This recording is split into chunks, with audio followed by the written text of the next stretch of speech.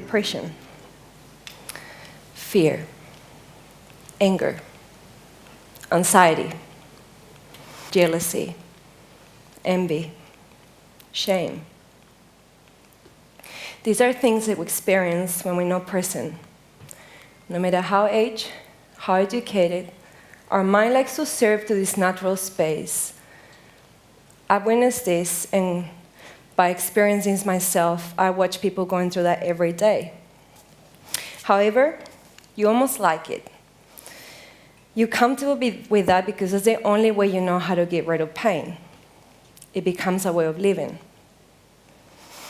Things are worse if you don't have anyone to support you. I was there. I experienced all of that and more. Let me take you back a little bit to when I found yoga. I was lost and more than unhappy. I had no hope, I had no dreams.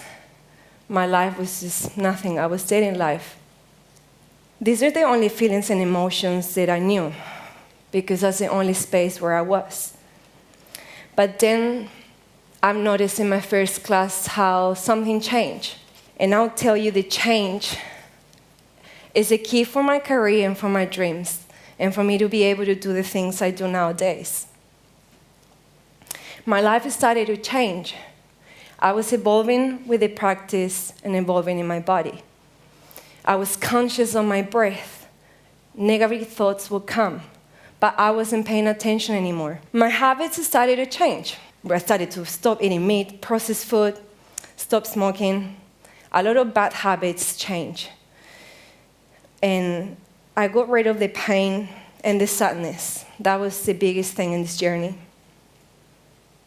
When you've been living in a body that you don't even know, and you become conscious of your breath, and you experience all these emotions, you've met yourself for the first time. When you get to feel your hands, when you get to feel your heartbeat, you feel the blood running through your veins. That's being present. Noticing of myself going through all these changes has a lot to do with where I am now. I remember a teacher saying once, "Look into your eyes." And I heard this every day for months. But I was so ashamed of who I was that I couldn't. But the moment that I saw through all the labels, I saw myself truly. I remember she saying once, "Look into your eyes." And I'll never forget, that was the day that I saw myself. I was being blind, and for the first time, I was able to see my own beauty. And I was so scared of that before. I did not realize who I was, and being able to see myself through all the hate, the pain, was everything to me. I felt like I woke up. The pain went away, the hate went away. I almost started to like myself. That was weird. I hated myself too much. And there was a moment that I felt love, I felt respect, and I felt alive. But I stopped judging others. I stopped judging myself. Every class brings the opportunity to be better. And you apply that in your life. You take that with you. The more people that came to yoga, the harder work. The yoga practice reminds you to practice this in life too. That's why this is a practice, because you take it home with you. Yoga pissed me off so many times. Yeah, oh yeah. So many times I wanted to scream, I wanted to run away, I wanted to cry. There were times that I did cry. And there were many times still that I feel like punching the teacher. Yoga started to bring too many things. In a really cool way, though. I can see that now. All this stress and sadness was leaving my body. And I was making it happen. Every time I show up to a class, every time I didn't stop or give up, every time I pushed, every time I stood up there and just did it, I was making it happen. The little voice in my head from telling me, "You can't do this, you're crap, you're not good enough," to tell me, "Yes, you can, keep going, don't stop now, push." Every time I show up to a class, I felt the change. The first time I did a headstand, I lost my shit. Yeah, that's me. So that was the first time I learned, no, that's not the first time I did a headstand, but yeah, I went nuts.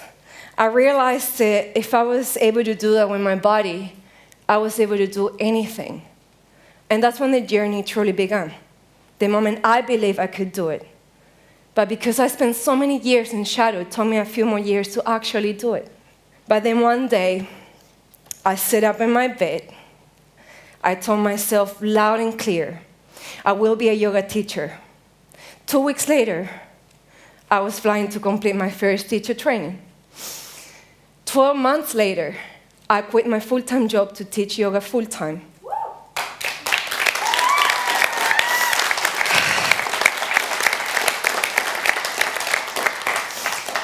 When I started teaching, I wasn't in a yoga studio. I had no experience, and no one needed a fresh yoga teacher. Through that, I had a lot of bad feelings and emotions because I thought that to be a good teacher or to be able to teach, I had to teach in a yoga studio. But then I decided to make a change in the way I was thinking, and I went to find my own students in random places. But then very soon I noticed that for anyone experiencing some hard times, there was no place for it. There was no one approaching the root of the situation. What I mean is there was no one helping the young people that needed more help than anyone. A space for healing when you don't know you gotta heal. A space to discover about yourselves without having to use a questionnaire. A place where dreams are possible, and most important, a place where you can feel yourself and being okay with that, a place where you don't judge or feeling that you have to judge. And I wanted to do it. I wanted to be there for others because there were many times that I had no one, and I wished someone was there to guide me. If I discovered yoga earlier, I wouldn't suffer the way I did. I also noticed how in the traditional yoga world, everything is very traditional, even in the modern yoga world. No one was helping the young people in this society. And if we want to help others, we need to change the way we think. We need to be able to put ourselves in someone else's shoes. As a yogi, I really respect the traditional yoga. I tattoo the Om, but I don't Om in my classes because that doesn't suit everyone. That's my first yoga studio and my glamorous, as you can see, living room, dining room, meditation room, party room, chilling out room. Yeah, my square. And I only had like 3 people when I started. But somehow this felt wrong. I felt, when I took myself back to when I was lost, I realized that if someone wanted to help me, the best way they could have done it was by giving me a good time and maybe helping me to laugh too. And that was the basis for Broga. Broga was a Movember event designed to bring men cancer awareness. After this successful result of Broga, my creativity went crazy. So many ideas started flowing and emerging. I just lost control. I just started to make things happen. So all these successful events happen by mixing music, yoga, art, and creativity, and also getting other people, other creators to collaborate with me. That was the biggest thing, that trigger, and that helped to spark individuals' creativity and help them to find their passion, to understand the mixing yoga, music, creativity. It's all once, and it's that blend that we were lacking. And also I've noticed how music is a really beautiful tool to help people. And because I like to think outside of the square, and I realize that not everything suits everyone. I realized that music is the great tool, and I used it to help people. And I realized that a lot of young people go to these music festivals, and we drive for hours, and we turn everything off, and we get into the space of closing our eyes, dancing to loud music, and we think that we're there to find ourselves. And I really want to ask you, do you go there to escape, or do you go there to find yourself? I'll leave that up to you. After all this journey, there was a specific door that I knocked. A door that no one talks about. A door that everyone ignores. A door that's been forgotten. And a door that I don't forget. I went to teach yoga at the Youth Justice Center. And it's beautifully rewarding, and it's bloody hard. We start with meditation and yoga at 6:30 in the morning, and it's a 9-week program. By week 1, I can see a lot of hate, a lot of anger, a lot of anxiety. By week 3, I can see smiles. By the end of the 9-week program, I can see their real selves. They really start shining through. They arrive as rocks. And with some polishing, caring, loving process, they end up being the most beautiful and sparkle crystals. This has been the strongest experience as a teacher. After being judged by many people telling me that I was wasting my time trying to bring change, that they were already that way, that nothing was going to change, I can judge them all now. I'm happy to be the person who was the bridge to help these kids, to encourage them, to help them, which we all deserve. We all deserve some help. So by helping these kids, I'm also helping the same people that judge us by reducing crime in our own country and by bringing awareness to society, which is all what they need. That's all they need, just a little bit of awareness. All my creativity was triggered by watching every individual's progress. I've noticed how everyone, by pushing through the comfort zone, by achieving their goals, by ditching their ego, were really inspiring me. Every class was the inspiration and the creation of the next one. Every class inspires me. Every class creates something new. The more yogis that came to my classes, the harder I work, and I still do. It made me humble. It fed my soul, not my ego. Having students telling you and sharing with you that you've helped them, that has no price. Having people telling me and sharing and bringing their parents, that's very inspiring. Having people bringing their siblings and using yoga not just to connect to themselves, but also to connect to others. Having yogis to come and give me delicious cuddles, that is priceless. I'm very honored when I see people that get inspired by me. Not long after I did yoga, another yoga happened.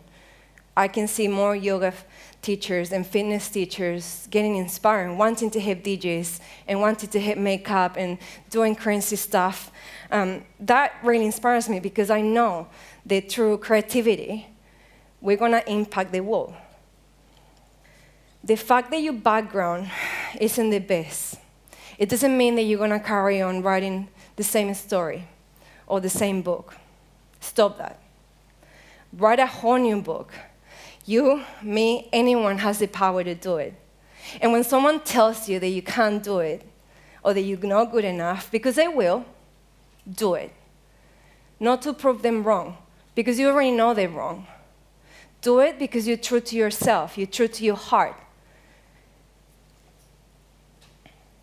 If you're true to your heart, you won't have to work. If you're true to your heart, success is already guaranteed to you. I had many people telling me, they told me it can't be done. Many people, they laugh at me. They try to intimidate me. When they noticed that what I was doing was something good, positive, and successful.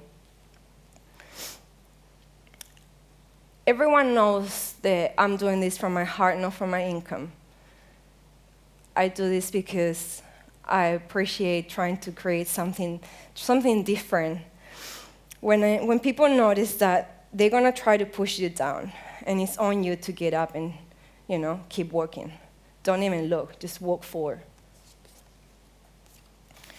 All the yoga adventures happen with a little bit of creativity and craziness, let's face it.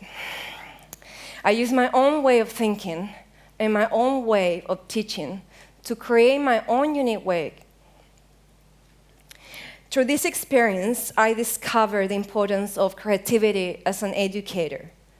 If we change the way that we approach youth and society in general, I believe that we will be creating a more mindful and loving society. I think we forgot how to laugh. We forgot how to have a good time. Work is serious, school is serious, everything around us. But I believe that being fit, looking after your soul, your body, and your mind, has to be fun. You're already doing the workout. It better be fun. If you're already miserable doing the workout, you better laugh, right? So I wonder how we should be connecting to youth and others. Is it one way? Or is it thousands and thousands of ways? You can make me clean the floor with my tongue, with a smile in my face. Or you can ask me the same question and get punched to the face. It's all how you ask me. So I say forget one way of doing things. 5 plus 5 equals 10. So 4 plus 6. So find your way of doing things. Find that passion and use it to change the world. If you do it from a place of love and you do it from your heart, you'll be very successful. Yoga saved my life. And I teach because I want to save someone else's life. And now I want to invite you all to stand up, if you don't mind. If you can, please stand up. This is even more intimidating than I thought. Relax your arms, close your eyes for me, please. And just take a moment. And as a group, have a big inhale. Have a big exhale. Inhale the present. Exhale the past. And that's all it takes. One mindful breath to become present. You feel free to open your eyes. My soul recognizes your soul. I honor the light, the love, the truth, the beauty, and the kindness within yourselves, because that's also within myself. And in sharing these things, there is no difference between us. We are all the same. We are all one. Thank you so much for the opportunity. Namaste.